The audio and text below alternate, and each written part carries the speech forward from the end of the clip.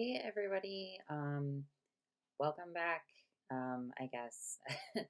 um, yeah, I really appreciate everybody understanding that I kind of went on lockdown on all my social media accounts because I get paranoid, and that Slate article was a hot mess, and I did not want to be inadvertently dragged into that. So, yeah, everything was on lockdown for a while there, but now I'm gonna like open stuff up again and do videos again. Um, I mean, at least today I'm doing a video.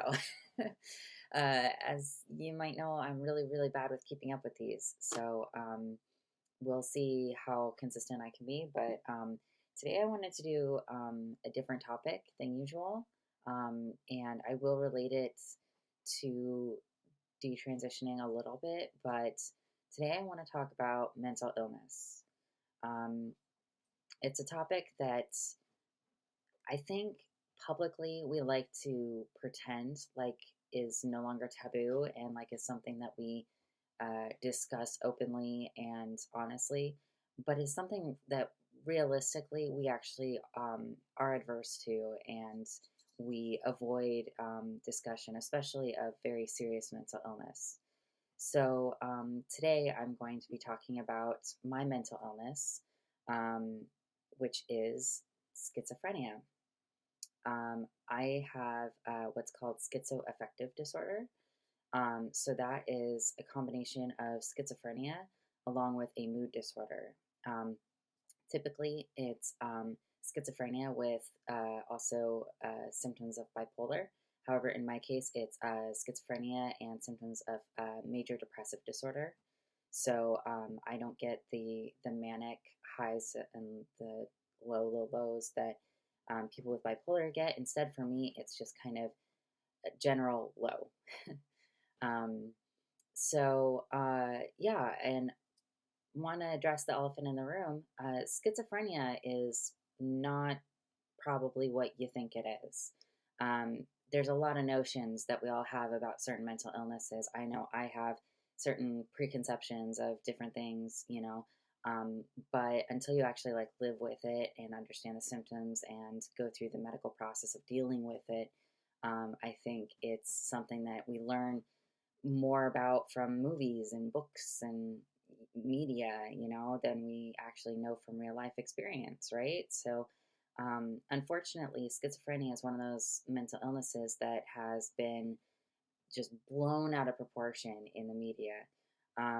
It's something that a lot of people misunderstand it and think of it as split personality disorder. That is not the case. Having disidenti- disidentification disorder, I think is what it's called, um, or what used to be called split personality disorder. It's a completely different thing. It That's a different can of worms, and I'm not going to touch on that because I'm saying I don't really know that much about that disorder, um, or that mental illness. So to kind of brush on the symptoms and just give a general definition, the DSM has categorized in the past schizophrenia to mean various different types. So there has been catatonic schizophrenia as an example. However, as we're moving forward, those categories are becoming less and less prevalent in the DSM. And instead, what they're doing is trying to sort of have a general understanding of what qualifies as schizophrenia, but then utilizing just schizophrenia as the overall instead of using catatonic schizophrenia as a specific term, just classifying it as schizophrenia. So there's some good to that. That means that diagnosis gets to be a lot more broad. And so people who are suffering, who maybe have symptoms that are not as dramatic, can be included in this. And I think that's the reasoning for it. However, the downside to that is that we sort of lose the specific understanding um, in some ways. Um, so for an example, when I was 17, I was diagnosed with paranoid schizophrenia. At the time, that was its own diagnosis. It was not schizophrenia with paranoid symptoms or side effects or traits. It was paranoid schizophrenic. That was the diagnosis in whole. So now I have been diagnosed as schizoaffective, where I have schizophrenia, and my type is I have paranoia, and I'll go into other symptoms that I have. Um, but my diagnosis is schizoaffective, so that is schizophrenia and mood disorder, like I said. So it's important to understand that for a lot of people, sorry, I'm going to turn the heat off. For a lot of people, schizophrenia is a mental illness that does not debilitate one enough that they cannot function in society. Many people are perfectly capable of holding down jobs, living on their own, bathing, doing chores, feeding themselves. It does not have to be debilitating, and there's also different stages to it, depending on when symptoms first start. A lot of times it can get worse as we get older. So someone who develops symptoms at 25 is going to have a longer gap before things maybe possibly get dramatically worse. But again, it's also possible that that won't even happen. There's so many variables to this mental illness, and they have found that there is a genetic link. So, for an instance, in my case, on my grandmother's side, there's several people who have mental illness. At least two of them have symptoms of schizophrenia. One has been institutionalized. So it is very common for there to be a genetic link. So if someone in your family has schizophrenia, know that you are at a heightened risk. Another thing that is going to make me sound pretty old and silly, but one thing they found is that doing drugs can instigate and trigger mental illness, specifically schizophrenia. So, marijuana in particular is a drug that schizophrenics we talk about avoiding all the time because it has a very different effect on us. So, when I smoke marijuana, I induce a psychotic episode, and it's not just your standard paranoia that you get with marijuana. It goes above and beyond. My episode will include hallucinations, and it's really scary. So I just avoid marijuana, and I think it's great that other people get to enjoy it. But unfortunately, I can't do that. So that's one of those things that, again, it may sound silly. It may seem like I'm sounding restrictive or like an old fart, but like specifically with schizophrenia, that's one of those things that we have to avoid is marijuana. So there's a lot of different ways that schizophrenia can present itself. So, for instance, my symptoms are, like I said, paranoia. So I have paranoid delusions. I believe, or will find myself believing things that are illogically, I guess, illogically unsound. So that's kind of, I don't know how to describe this. So I often will find myself believing that my friends are out to get me. I will believe that the government is out to get me. And I also have delusions of grandeur to an extent where I believe that I am a special person with special capabilities.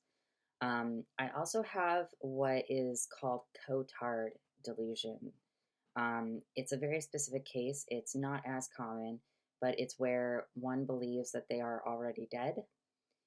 Now, this all may sound very fantastical and like I'm making it up because I'm capable of talking to you now and I'm not having these delusions, but there's a couple of factors in that. For one, I'm heavily medicated right now, and that's what's keeping me going, and that's what's keeping me able to present myself to the world in an acceptable way and be able to communicate in a way where these delusional thoughts are not impeding on my relationships. However, also, delusional thinking for me, it gets worse with a psychotic episode. So I may have some paranoid delusions, specifically around my relationships, like my friends and my relatives. And I will have those pretty consistently, but the delusions of grandeur, thinking I have special powers, that really only comes into play when I'm actually having a psychotic episode. And a psychotic episode is where a person is experiencing their symptoms at a heightened level. So I might be okay 1 minute, and then after a few minutes, go into this phase where I am not fully conscious, or at least not fully aware of my surroundings. I usually um, will have very strong hallucinations, very strong delusional thinking. I might hurt myself. I usually don't hurt other people, but I have hurt other people before who tried to stop me from hurting myself. All those things can happen during a psychotic episode, and psychotic episodes look different for every person who experiences them.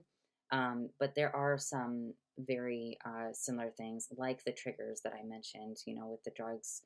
Alcohol is another one. Sometimes, for those of us who also have PTSD, sometimes a PTSD trigger can also trigger a psychotic episode. Sometimes olfactory response. We will smell something, we might taste something, hear a song, and it will snap us into that episode. Um, Episodes can last any amount of time. I've known people whose episodes lasted days. I had one that lasted 3 days. Um, I have also had them last as short as half an hour.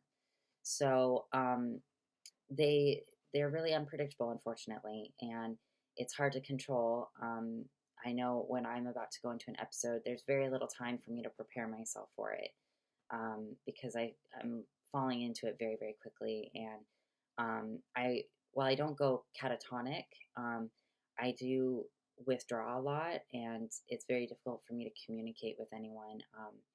I find myself not speaking, or if I do speak, in short, one word responses. I have what's called the flat effect.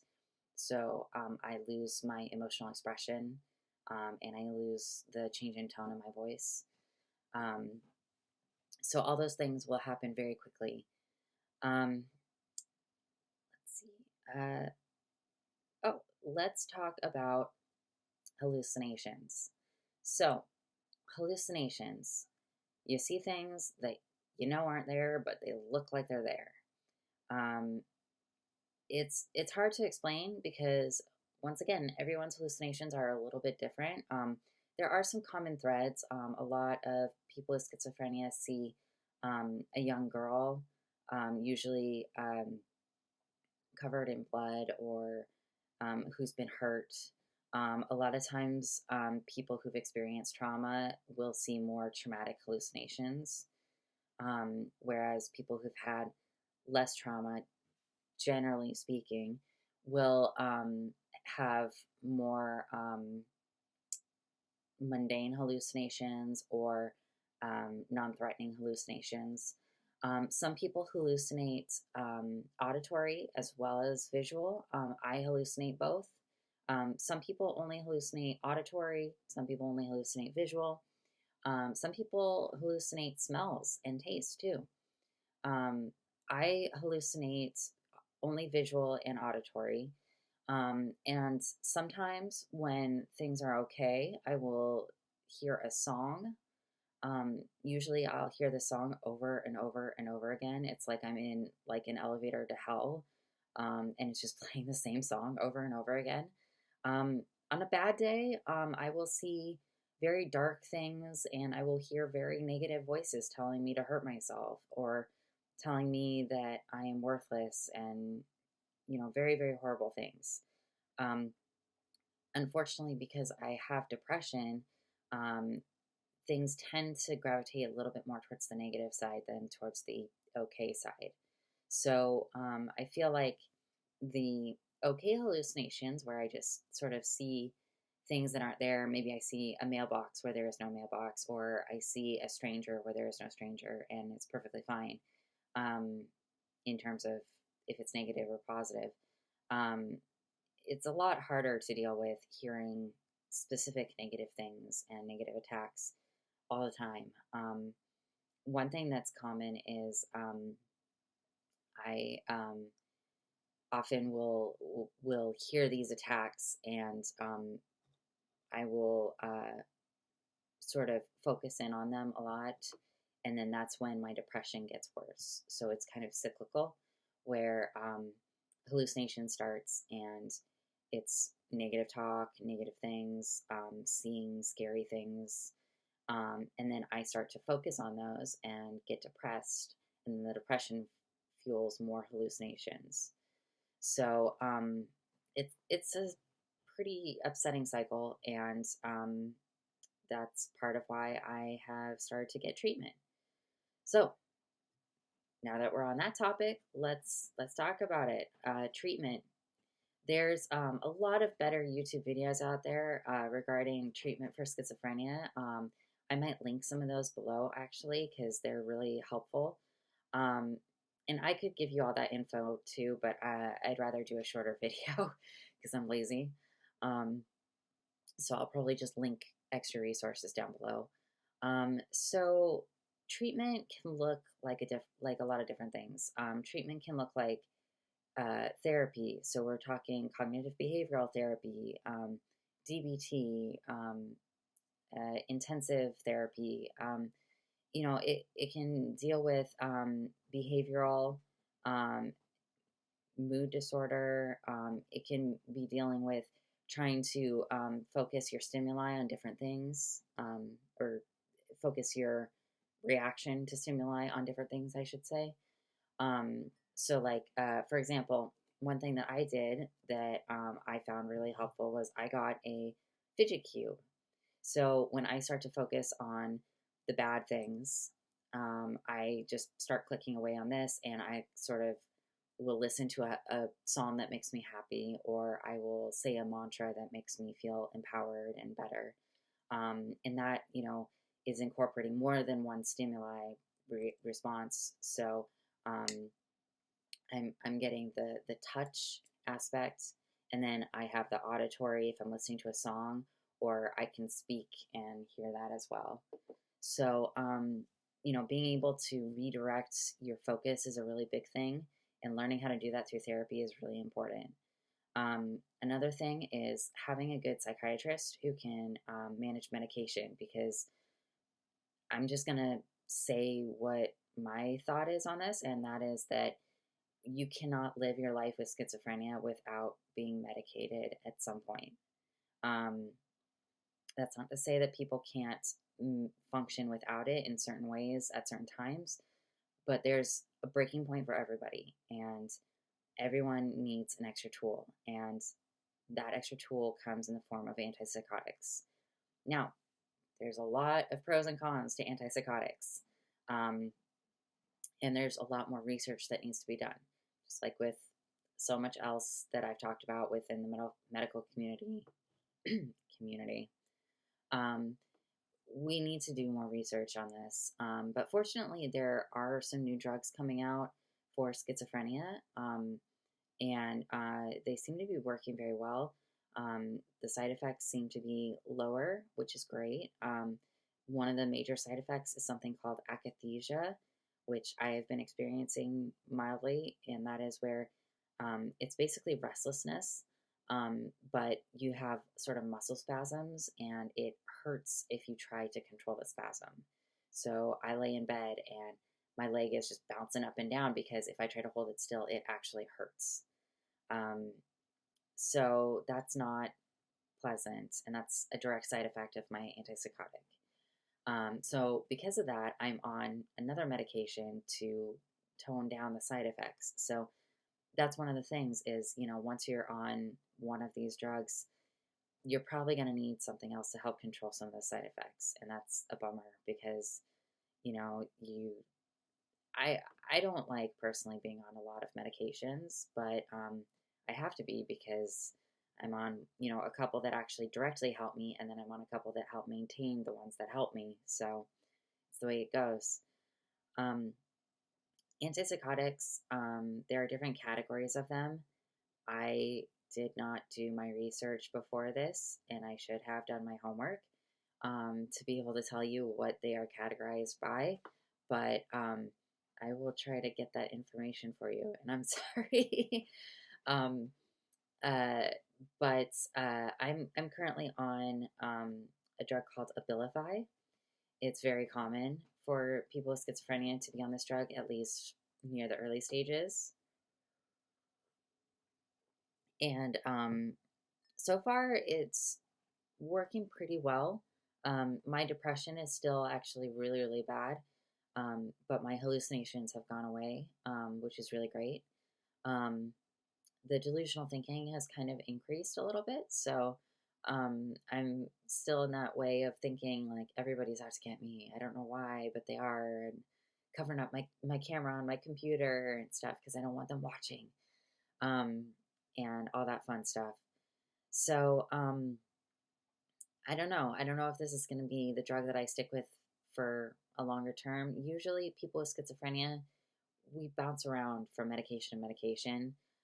One medication might work for a number of years, which is great, but then it stops working, and you can't continue going up in dosage. So you get to a point where you've peaked on that medication and you have to try something new. But like I said, fortunately, there are some new medications coming out. So hopefully, we'll see some improvements in that. And, maybe they last longer than what's available now. That would be really great. Um, so aside from medication, having a support network is really useful. I have two very close friends who are aware of my mental illness, and I almost called it a condition. I don't like calling it a condition though. But they're aware of my mental illness, and they're aware of what I'm like when I'm about to go through an episode. So I will message them and tell them, I'm really scared. The doctors are coming to take me away. I'm scared of the police. I'm scared of the government. And my friends will understand that's a cue that I am about to go through a very serious psychotic episode, and they will try to talk me down. Now, it's really hard to put that responsibility on other people, but it's one of those things that you have to ask for help from people who care about you. Um, Without that support network, um, you could end up in a very serious place and you'd be isolated. Um, I know so many times that my friends have talked me down from from a serious episode, and they've talked me out of hurting myself very badly. Um, so it's something that you need to set up with your friends and your family, to make sure that they're aware of your situation and your needs. And it doesn't necessarily mean that they have to do a lot of work. They just need to be able to pay attention when you really are in crisis. So that's another thing.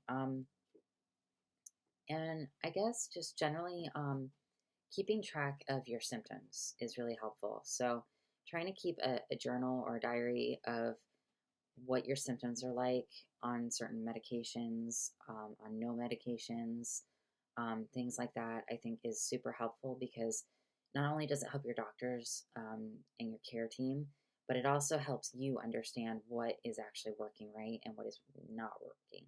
So, yeah, I like to journal a lot for many reasons, but that's one of the reasons is to keep track of what's going on, because I might think, oh, this drug is so terrible, but then, um, after a few weeks of journaling, I realized, oh, that was just the initial side effects, and now it's actually stabilized. You know, so it helps you keep everything in perspective. Now, I want to talk about something a bit more personal. So, I have always been very afraid of coming out about my mental illness. For for a long time, I was scared that it would discredit me. Um, and I'm still kind of afraid that people will see this video and think that my entire detransition story is now BS, that it was some sort of delusional hallucination. I made it all up or something. Um, I mean, have the records. I can, if it comes to it, share my records to show you that that's not the case. But I understand why people might think that this mental illness sort of takes away from my trustworthiness a little bit. However, I I do my very best to be honest and to verify everything before actually broadcasting it out onto public spaces. Um, I know I've posted a lot of stuff that was really dramatic and traumatic and seemed like it was exaggerated, but it wasn't. I don't know. People are going to believe what they believe, and that's fine. So I just wanted to address that because it is something I'm self-conscious about, is people thinking that I'm not trustworthy because of my mental illness, or that um, anything that's happened to me was just a delusion that I created. Because I understand that I have this persecutory delusional thinking. However, there have been instances where bad things happened for real. So, yeah, that's just something I'm hyper aware of. But I also wanted to talk about how um, I brought up my mental illness to my therapist that I saw for gender identity disorder. I brought up the fact that I was diagnosed at 17 with schizophrenia. And I am not the only person who has identified as trans who also has been diagnosed with schizophrenia. I've known several. So I think this is an area for concern, not specifically that anyone who's trans must have schizophrenia, or anyone who's schizophrenic is more likely to be identifying as trans. That's not what I'm saying. What I'm saying is we really need to be examining mental health here, because there's obviously a link. And personally speaking, I know it's hard to admit, but I was in no way able to consent to what I consented to um, during the transgender identity therapy that I took. Um, I was going through extreme mental distress, extreme depression. I was suicidal. I was extremely delusional. And I wasn't getting treatment for my schizophrenia. I was at that time on no medication for my schizophrenia whatsoever. And I continued to not be treated for that. I was treated for transgender identity disorder, or sorry, I'm misspeaking, for gender identity disorder. But I was not treated for schizophrenia. And personally, I think that's ridiculous. I think that's really disheartening that we are so afraid of mental illness, and we're so afraid of treating mental illness in a vulnerable population, in trans people, people who are looking to medicate and go down this journey. They need proper mental health care. They need to be supported. And the fact that we're too afraid to address that with them is a disservice. So, yeah, that's where I stand. I was not mentally capable of, giving my consent to this process. And my doctor knew that. And it's really disappointing to know that she knew that I was mentally unwell and still pushed through with this. So, you know, um, I just keep pushing and pushing for us to get better at examining mental health, examining physical health, preparing patients for long term effects, and making sure that everyone is in a stable, healthy place before they start transition. Because if you're starting with a broken mind and a broken body before transition, it's just going to get amplified once you start going down that road. So, anyway, that's kind of all I've got to say about this. Thank you for listening. And wash your hands, stay clean, protect yourselves, and take care.